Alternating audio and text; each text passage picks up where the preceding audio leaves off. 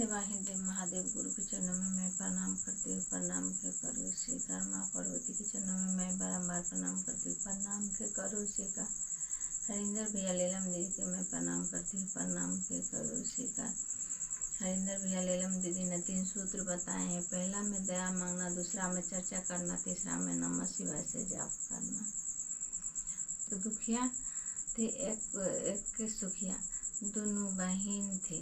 दोनों बहन के एक ही गांव में शादी हो गई। तो दुखिया तो अपना काम करके पेट पालन करते थे और सुखिया तो धनी मनी थी, तो अपना घर में रहती थी। तो बोली एक दिन बोली अपनी बहन से बहन कहीं तो काम करती है, मेरी घर काम करना और जो होगा खाने पीने के हम दे दूँगी। तो वो ऐसा ही किया। वो सुखिया के घर दुखिया काम करने लगे तो रोज जाती काम करती।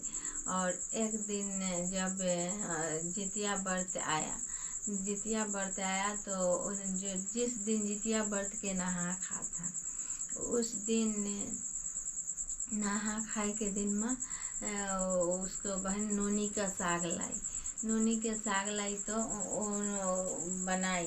वो साग बनाई। वो सब बना के रखी और जो साग तो अच्छा वाला साग अपने बहन के लिए रखी और जो डंठल अपना के लिए थोड़ा रख दिए, जो मैं घर जाऊंगी तो उसको बनाऊंगी ऐसे करके। और जो चावल जो झाड़ी फटक के चावल और उसके जो खुद्दी हुआ वो खुद्दी अपना के लिए रख दिया। तो काहे कि रोज़ तो उसको बहन बासी खाना देती थी, जो कल के बचा उचा रहता जुटा कैठा होता वही देती बहन के खाने के लिए। तो वो सोची जे आज तो व्रत के नहा खा है तो हम वो बासी खाना कैसे खाऊंगी, इसलिए वो खुद्दी झाड़ के और रख दी और साग के डंठल रख दी अपना के लिए। और बनाई खाना, भात बनाई और साग बनाई, बहन के बना के रख दी। और उसके बाद जाने के टाइम में वो खुद्दी और डंठी का साग वो लेके घर चले गए। घर जाके वो डंठी को साग बनाई और खुद्दी के भात बना के और जो देना होता है वो जितमान गोसाई के नाम से वो निकाल दिए और भोजन किए और थोड़ा बर्तन में रख दिया। काहे कि पूरा खाली बर्तन नहीं रहना चाहिए, इसलिए रखना चाहिए, बर्तन में रखा जाता है। तो वही रख दिए। देर के बाद में जब सोने जाने वाला था तो वे एक बूढ़ी माई जैसे आके उनके दरजा पीटने लगे, बोलने लगे से मुझे बहुत भूख लगा है, कुछ खिला दो। तो खोली के मारी बोली जे क्या दूँ मैं खाने के, से हमारे घर तो कुछ नहीं है, एक खुद्दी के भात बनाई हूँ और डंटी का साग बनाए है, वो खाएगी माँ। तो बूढ़ी माई जे हाँ हम खा लूँगी वही।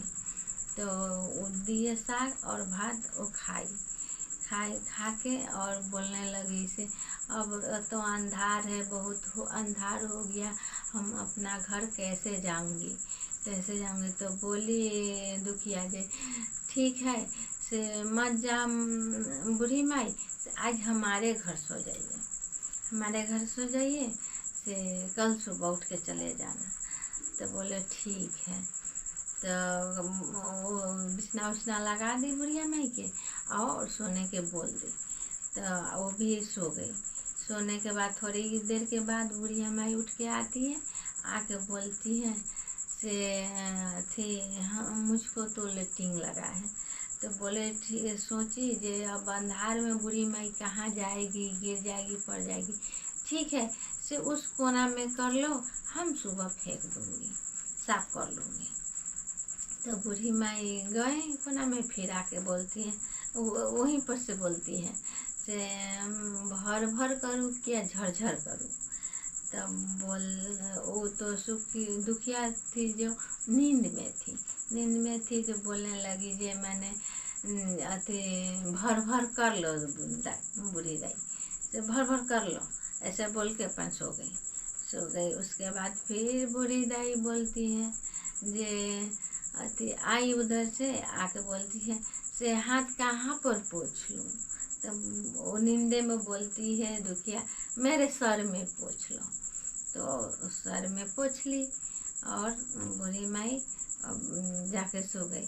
अब सुबह में उठ के बूढ़ी माई तो अब चली गई। तब दुखिया उठी तो सोची से मैं सपना देख रही थी से उठी और उठ के नहाने गई, नदी में नहाने गई तो जाके उसको माथा से मतलब सोना के कलर के पानी झड़ रहा है, सोना जैसन पानी हो रहा है। जब डूबी मारती है तो सोना जैसन पानी हो रहा है। तो दूसरे नदी में नहाने वाला दीदी सब थी तो बोलने लगी से तेरे माथा से क्या गिर रही है। तब ध्यान दिए जे मैंने क्या वो रात में एक बूढ़ी दाई थी और बोली थी लेटिंग करने के हम तो साफ नहीं किया आ गया नहाने। वो फर्सिन बाहर निकल के गई घर में साफ करने गए तो देखती है कोना में एकदम सोना के सिक्का से पूरा भर्ती था, सोना के सिक्का हीरा मोती भर्ती था। तब जाके वो दुखिया देख के तो सोची जे माने हमरा घर जितमान गोसाई आए थे ये रूप ध के बूढ़ी माई के रूप में से वही दे के गए हैं। तो वो तो अब वही बेच उच के अपन करने लगी काम।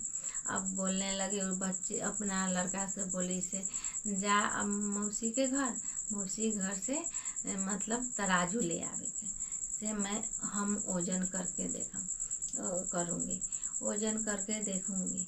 तब गई उनके लड़का मौसी के घर गए, बोले से मौसी मम्मी मांगी है तराजू से तराजू दीजिए। तब बोलने लगी उसके मौसी से आज कई दिन से तो मम्मी अथी काम पर नहीं आती है से अथी क्या जोखेगी तेरे मम्मी, क्या जोखेगी। तो बोलने लगी सोना जोखेगी। तो उस खाने के कुछ नहीं है, सोना जोखेगी बोले। तो ठीक है ले जा। तो वो सोचने लगी उसके बहन से कैसे जानूंगी जो क्या जोखी है। तब जाके बोली सोचते एक लस्सा लगा के लट्ठा नीचे से तराजू में और दे दी बहन पुत के अपना से ले जा जोखने के बोलना। लेके गई वो सोना जोख के थे। जब पल्ला तराजू लौटाई बहन के तो लेके गई देने जो खूब ले ली। अब बहुत जल्दी में देखने लगी इधर उधर उलट के जे मैंने क्या जोखी है से मैं देखूंगी। तब जाके वो उल्टी तो देखी सोना के एक सिक्का सट्टा था। तब बोलने लगी से अब सोचने लगी से सोना कहाँ से चोरी करके ले आई है जे मैंने सोना तराजू से जोखना पड़ा उनको, ऐसे बोले। तब बहन के घर गई, जाके बोली से दुखिया से तू काम पर भी एक भी दिन कई दिन से नहीं आती है, सोना कहाँ से लाई है से मतलब तराजू से जोखी है तू। तब बहन से बोली से अथी तुम्हारे घर से उस दिन जितिया के दिन आपके लिए साग बनाई थी, भात बनाई थी ना, तो वही खुदी लाई थी, चार हाथ फटकी थी तो डंडी साग के लाई थी, साग बनाई थी, वही बनाई थी। हम बना के खा के सोने जा रही थी तो एक बूढ़ी माई आई आके बोली जो मुझे खाने के दो। तो उनको हमने वही साग भात थोड़ा था वही दी खाने के लिए। और रात हो गई तो बोलने लगी जे हम कैसे जाऊं घर में। तब बोली से सो जा बूढ़ी माई, ये हमारे यहाँ उसको ने यहाँ पर सो जाइए। तो बिछना लगा दी तो बोलने लगी बूढ़ी माई जे माने उनकी लेटिंग लगी। तो बोली जे हम बोल दी जे मतलब कहाँ जाएगी इतने अंधार में, से मेरे कोने में कर लो घर के, से हम सुबह साफ कर लूँगी। तो ऐसे ही बोली। तो जब थोड़े दिन के बाद में बूढ़ी माई बोली जे हाथ कहाँ पर पोंछूं, तो मैंने बोली मेरी सर में पोंछ लो, ऐसे ही बोली। और उसके बाद मैं सुबह उठ कर नहाने गई तो माथा से सोने की तार निकलने लगी। तो नदी के दीदी से बोले जे माथा से तेरी क्या निकल रही है, सोना जैसी, सोना की तार जैसी। तो हमको याद आया जे बूढ़ी माई ने पूछी थी जे लेट्रिन के बाद हम साफ नहीं किया, आ गए हैं नहाने। हम आए, घर में आए तो देखे सोने चांदी हीरा मोती से कोना भरा हुआ था। वही से हम अपना सब बेच के कर खाते हैं पीते हैं।